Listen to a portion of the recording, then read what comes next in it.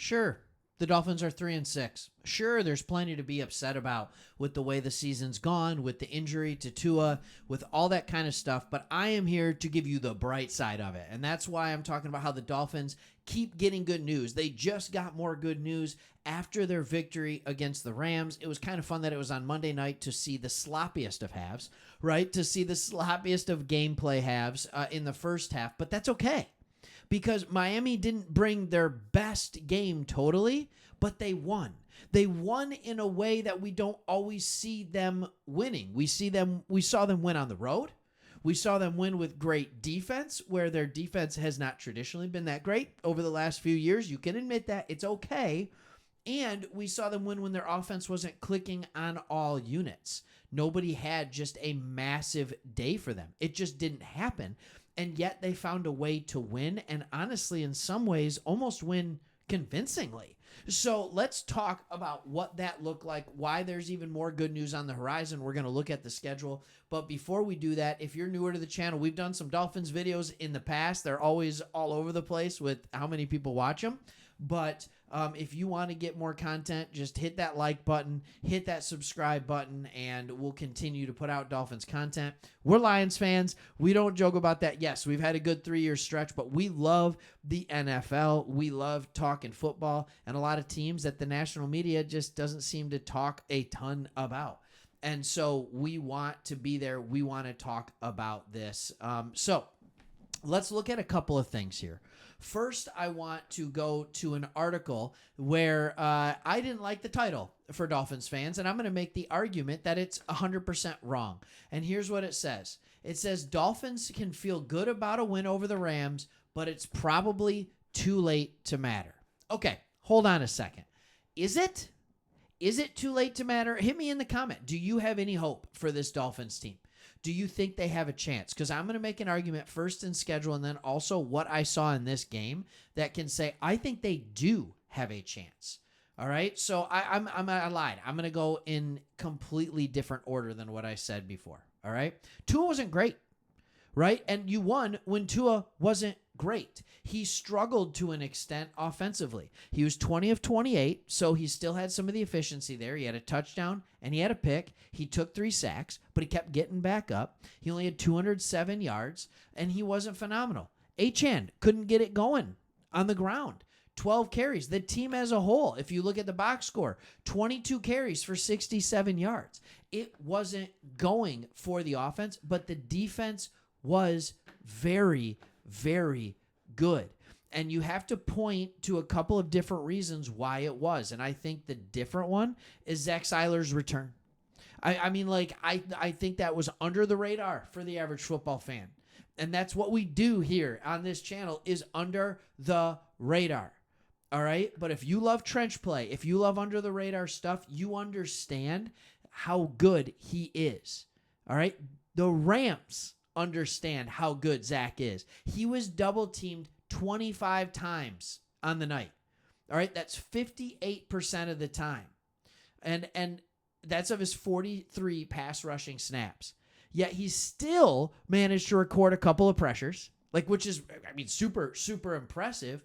And what didn't show up is how his allowed Miami to uniquely and creatively use Calais Campbell. And that elevated the entire unit. All right, Calais Campbell, remember, he's the one who caused Stafford's interception. He's the one who recorded a sack. He's the one who got a couple pressures. Then, Chop Robinson gets 5 pressures. Oh my goodness. You're starting to see the young and the old from this defensive line come together, and you're starting to see a defensive line that is gelling, and maybe, just maybe, this defense can be what spurs this comeback on the season. So am I being crazy? Do they have a chance? Let's look at the playoff picture right now. You're going for the wild card spot. It's really that simple. All right. The 5th and the 6th spot, probably not in your wheelhouse. All right. Even though I would make the argument that the Chargers have a tricky schedule, there is a world in which they could drop, but Harbaugh's too good of a coach. So you're chasing the Broncos, and you're chasing the Colts, and you're chasing the Bengals. All right, the one team I think that is going to be good the rest of the year is the Bengals. They're a half a game up on you. A half of a game up on you. And then when we look at your schedule the rest of the way, you can put pressure on them right away. You have some good home cooking over the next 2 weeks. You have the Raiders and you have the Patriots, right? Those should be wins. All right. If you're a fan of the Dolphins, get to those games, support your team. Those can be wins. You can be at 5-6, and then you go to Green Bay, who they're coming off a bye week, but I don't know what Jordan Love's health is going to be. It's just not there. And then you get to go play New York twice. Yes, you have to go to Houston, but you get San Francisco home. They are not what they were last year. They are not. You have Cleveland, you have New York. So when I look at your remaining games, of the 4, 5, 6, 7, 8 remaining games, I count 1, 2, 3, 4, 5 games. 5 games where it's like, yeah, that should be a win. Like an easy win.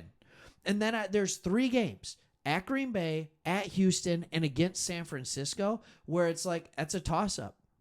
So if you go back and you look at this and you're like, all right, 5 should be a win. That gets you to 8. If you can get 2 of the next ones, 2 of the 3, that's 10 wins. 9 or 10 wins could get you in. The 5-5 Broncos, how confident are you that they're going to be better than 9-8? How confident are you that the Colts, who are starting Joe Flacco, are going to get to 9-8? That they're going to go 5-2 down the stretch?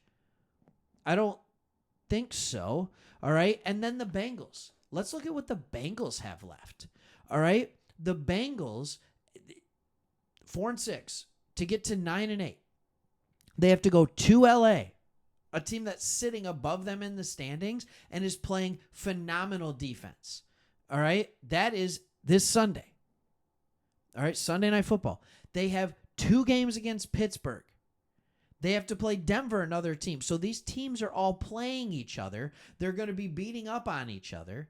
All right. Now, I get it. Yes, Dallas, Tennessee, Cleveland. Not tricky. Not tricky. But they have 4 of the 7 games that they have remaining are very difficult games. They have 3 gimmies. So again, you just start doing some quick math. You start doing some quick math and you're like, all right, they get to 7. And then if they go 2-2 in the tricky games, 9-8. Right? Like, that's the way it goes. You have a shot on this. I'm telling you, you got a shot. So enjoy it. Watch it.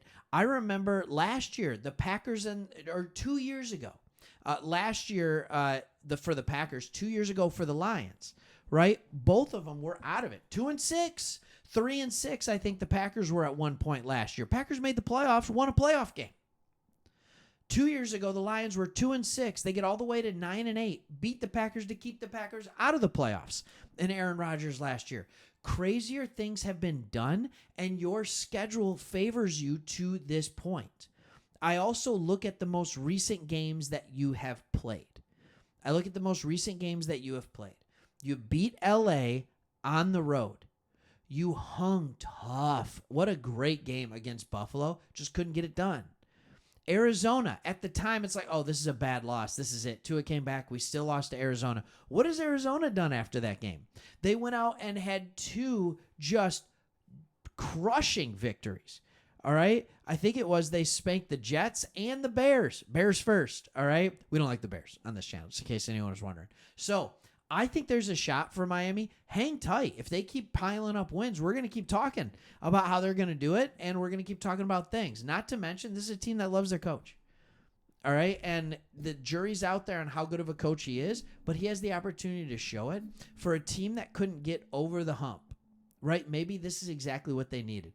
They needed to get down, they needed to get dirty, and they needed to be down behind the chains, and they'd have to fight their way back. All right? Let's check it out. Maybe they got a shot. All right, thanks for watching. For more content, again, best thing you can do, hit that like button, leave a comment, and subscribe. Thanks for watching. See ya.